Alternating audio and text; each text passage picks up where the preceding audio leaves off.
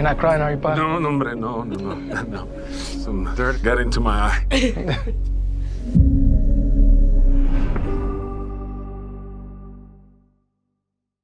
How's it going, Jose? My name is Nigel Chambers of Big Go Belt Media, and it is an honor to be here and talk about your new film, A Million Miles Away, which is available right now on Prime Video. How are you feeling, my man? I'm feeling very good. I think the feedback I've been getting from friends and acquaintances have been very positive, so I'm pretty happy how it's turning out. Yeah, fantastic film. I think the emotions that came over me upon watching this film was not something I've really experienced in watching the film in a very long time.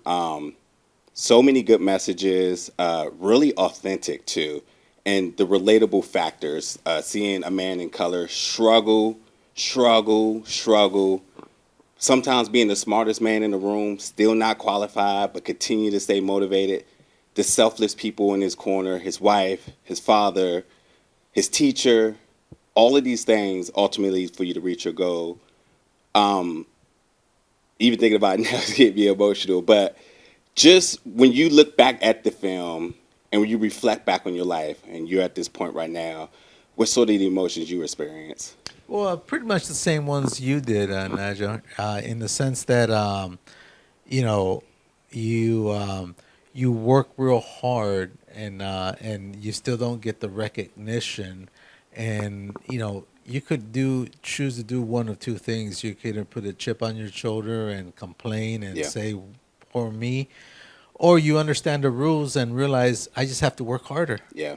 And that's what I chose to do. I said, I'm just going to work harder and harder. I mean, I subscribed by my mom's prescription when I first told her I felt discriminated at school. She said, "Kill him with love." Yeah. And I said, "What do you mean kill him with love?" She said, "Yeah, show him who you are inside, and eventually you're going to win him over. The people you don't win over, stay away from. Yeah. But show them who you are inside." What a valuable lesson at a young age to take that and really carry it on through your entire life.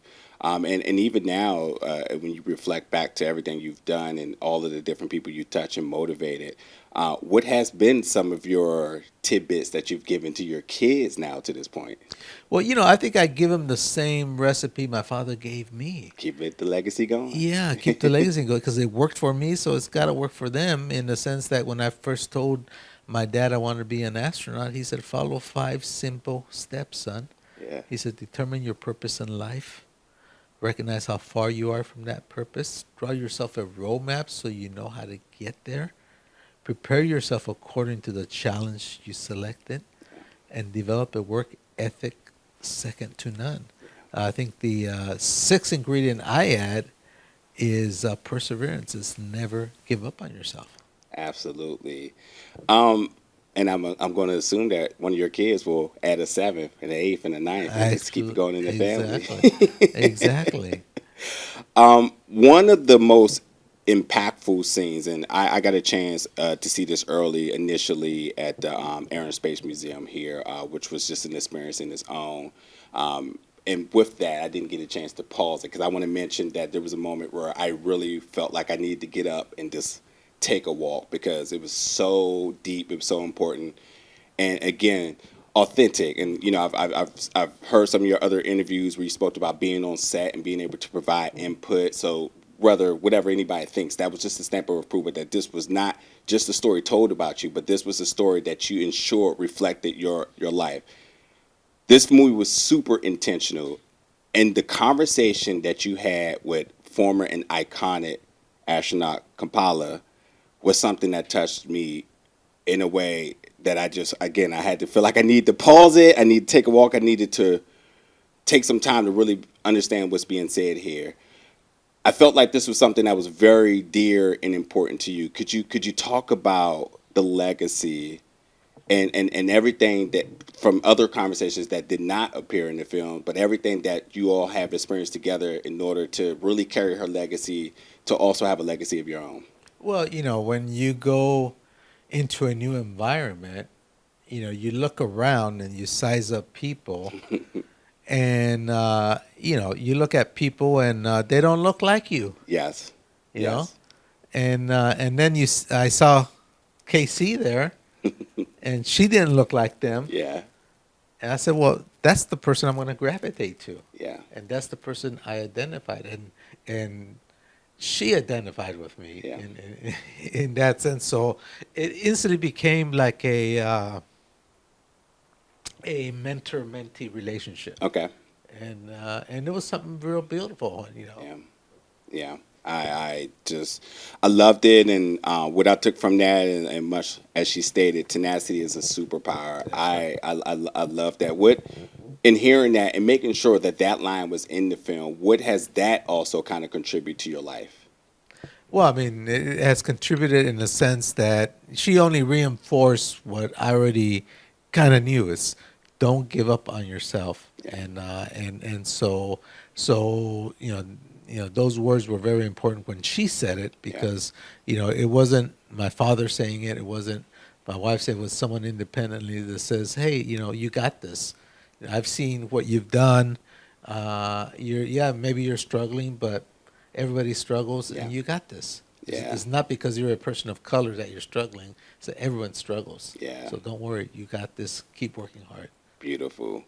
And another important portion of the film was the reunitement with Mrs. Young. Oh, yeah. Oh my goodness. That's when I was like, oh, what is this film doing to me? We all have that one teacher that I think we all can reflect back that was truly the one who encouraged us or truly motivated us to be our best selves. What has Mrs. Young been for you?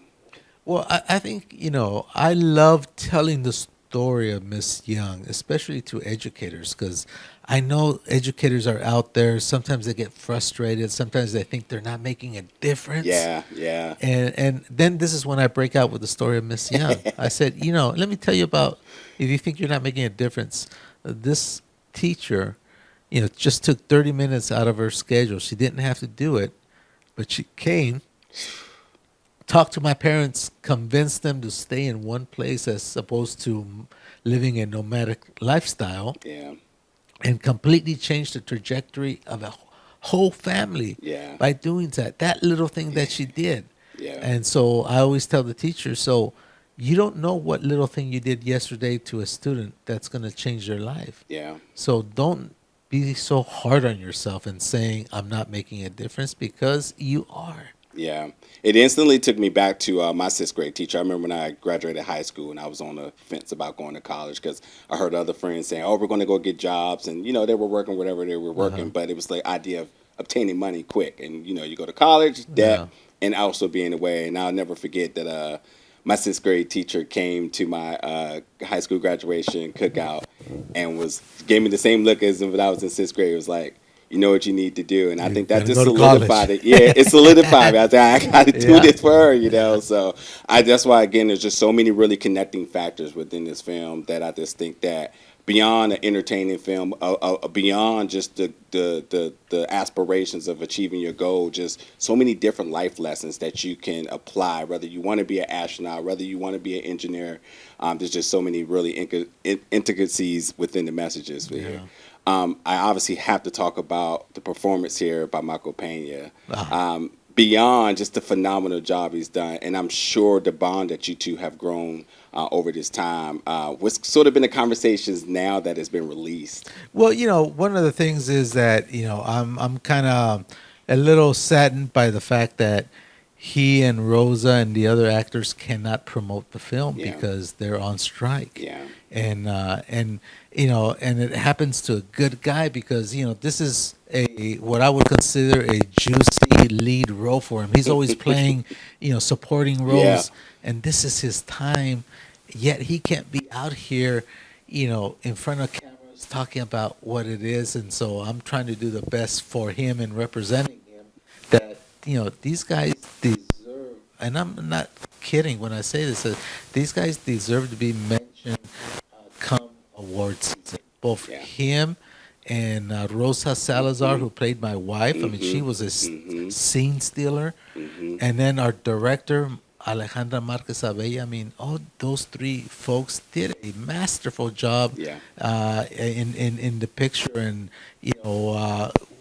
when Michael Pena accepted the role, it was during the pandemic. So we did a lot of Zoom calls and we talked a lot. And as Rosa did with my wife, Yeah. and they even cooked together via Zoom. And I'll tell you, when I see the images on the screen and I see Rosa up there from a personnel perspective, it's like I'm looking at my wife. Beautiful. Yeah. That is beautiful. And I also want to add Bobby Soto in there as Oh, well. yeah, he was a good. He was great, wasn't he? Yes, he was yes. great. Yeah. And as a kid too, you know, I dreamed of being an astronaut, and obviously the response that you receive in terms of, you know, being laughed at about it, I should have deserved that. But it's good to see somebody actually go out, achieve, and actually do it. But I think with the ramifications that this was a space movie, you know, space is absolutely one of the most attractive genres within film. It's a sexy subject. Absolutely. And then I started looking at the pieces here. I was like, oh, Michael Payne. Okay, cool. Rosa Salazar. Oh, husband and wife. I need to see this on screen. I need to see how this. I didn't hear Bobby Soto's is there Bobby too. was It's just like, great. oh, this is just fantastic. Oh, without a doubt, because I'll say it, I truly feel this is Michael Payne's and Rosa Salazar's best work yet. Combinations, even in their solo moments, so much emotions through their eyes. You know, there's moments where just not even anything being said, but you feel it, and I think that's really important to a performance and for a story like this. Sure, yeah, I agree with you. I mean, and like I said, I hope award seasons, you know, they're mentioned, they're part of the conversation because these guys deserve it. Yeah. Now I'm just going to end off with two quick questions here. The first thing is, I know this movie covered a lot. I'm curious, was there anything that you might have wished would have been a part of the film, but due to the run times, you know, certain things aren't able to make it in there? Because, again, I feel like this one was very intentional. There was a lot of important milestones within this 30-year journey here. But were there any other little tidbits that you had wished could have possibly been in there? Yeah, I think there's a third of my career at Lawrence Livermore Lab. It was dedicated to co-developing the first full-field digital mammography system for the earlier detection of breast cancer. And when people ask me what's my proudest professional moment, it's not being an astronaut, is working on that project, because that detects cancer at an earlier stage and saves lives. And so I'm very proud of that. I wish we would have somehow figured a way of including it as part of, you know, breast cancer awareness month, and that also, you know, becomes a tagline for the movie as well. But, you know, we don't have the time, so unfortunately we couldn't include it. But that's one thing I would have done. Okay. And again, we talked a lot about legacy here. Your father's legacy instilled into you, now instilled into your kids. You talk about KC's legacy, once instilled in her, now instilled into you, which we see that legacy now also striking again as early as last year, where we see now another something that is historic, but it's kind of funny to say, like, why did it take this long for it to happen? But we see astronaut Kata, let me make sure I pronounce her last name right, Echezarata, be the first female Mexican-born astronaut in space. She honors and tributes her motivation and success to the likes of someone like you.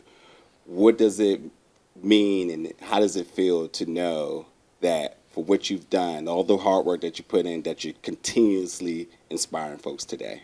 Well, you know, I thank Katia Echavarrete for the recognition, but she doesn't realize I had a little bit more of a role in her getting to space, because the opportunity was given to her on a Blue Origin flight as a result of Space for Humanity, a nonprofit organization that basically selected her. And guess who's on the board? I'll leave it at that. I love to hear it. But listen, Jose, thank you so much for your time today, and thank you for continuing to inspire many generations to come. And without a doubt, folks, you have to check out the new film, A Million Miles Away, which is available right now on Prime Video. Yes. Thank you so much for your time. All right. Thank you very much. Appreciate it. Thank you. Thank you. Ridiculous.